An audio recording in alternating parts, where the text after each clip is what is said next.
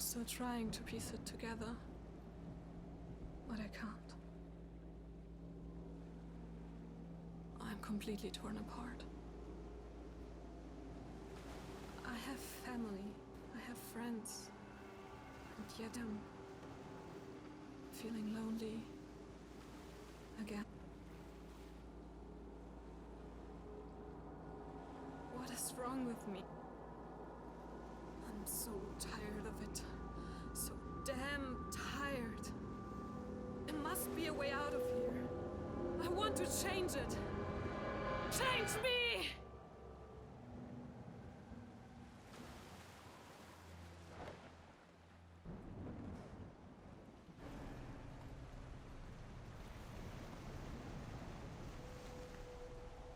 Sea of Solitude places the player into a lot of emotionally difficult situations, with the protagonist Kay forced to confront difficult points within her life as she attempts to regain her human form, all while exploring a beautifully constructed world filled with water and monsters. Sea of Solitude starts with a strong opening, but that momentum is quickly lost in the finale as the story becomes predictable and loses much of its emotional weight. Sea of Solitude has you in control of Kay, a young adult seeking to regain her human form. Waking up in the middle of a vast ocean in a small boat, Kay has little memory of how she got there and only remembers key things about herself once presented with specific situations. Quickly, Kay gains guidance in the way of a little girl who provides Kay with a flare to guide her in the journey ahead. This light turns out to be an actual character named Glowy that guides Kay on her adventure, interacting with monster-like creatures that represent people in her life that Kay has tried to help, hurt, or cannot let go of. All while these twisted and painful situations that could easily exist in reality start to transpire. Topics touched on include loneliness, isolation, and happiness. Some of these things take on the form of deadly monsters, such as a lethal and large aquatic creature and a depressed bird. Each one of these creatures are linked to Kay, and it's up to her to figure out how to resolve their relationship before she can return home and regain her human form.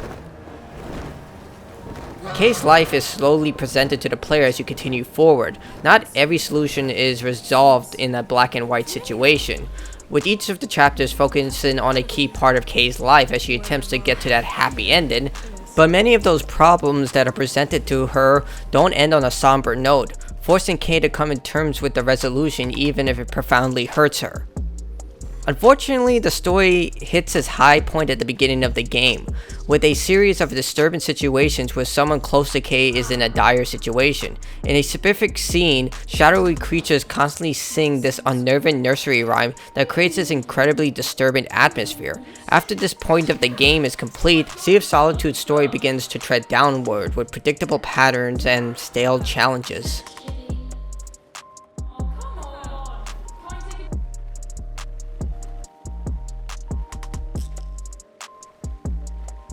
Sea of Solitude is a platforming title at its core. Kay is equipped with your basic jumping and climbing abilities that work well enough, with the primary goal mostly being the location of corruption that takes the form of flying dark orbs and storing into her backpack, essentially carrying the burdens of the corruption.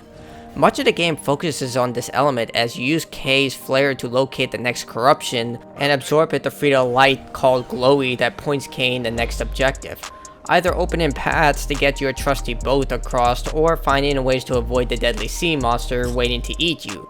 The constant threat of a giant sea monster looming beneath you does provide a sense of terror at the beginning of the game, what quickly becomes a light annoyance as you just follow the pattern and avoid the creature entirely.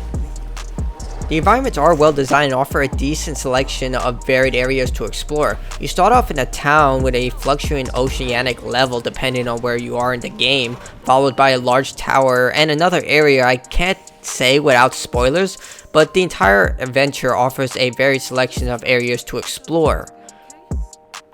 Kay's journey took me around 2 hours to complete on my first playthrough and about half hour less on my second, with the second focusing on collecting hidden bottles with messages from other travelers who came through the world and for some reason scaring away seagulls. This can add about an hour playtime depending on your willingness to collect all the collectibles, but for the most part they were easy to find.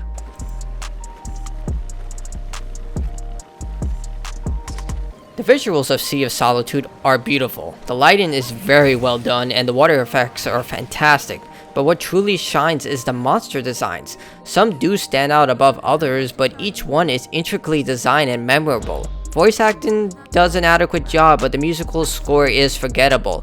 Throughout the adventure, I didn't find a single track that stood out from the rest, but the overall sound design was well done. The sound of the ocean hitting a solid surface and Kay steering her ship all sounded right, so there was really little to complain about. Sea of Solitude provides a profound look into the depressing reality of Kay's life. It doesn't shy away from sensitive themes such as loneliness and isolation, but instead confronts them head-on. Suicidal leanings, estrangement, loathing, and much more are front and center throughout Sea of Solitude. It's very blunt in its messages, and by the middle half of the game, this direct focus removes much of the surprise that the first act had. And with the gameplay barely evolving from the actions Kay takes from the start of the journey, eventually you'll start to run on autopilot until the end. If it wasn't for the outstanding visuals and monster designs, it would have been an easily forgotten title, but thanks to those visuals, Sea of Solitude still sticks with me even days after completing it.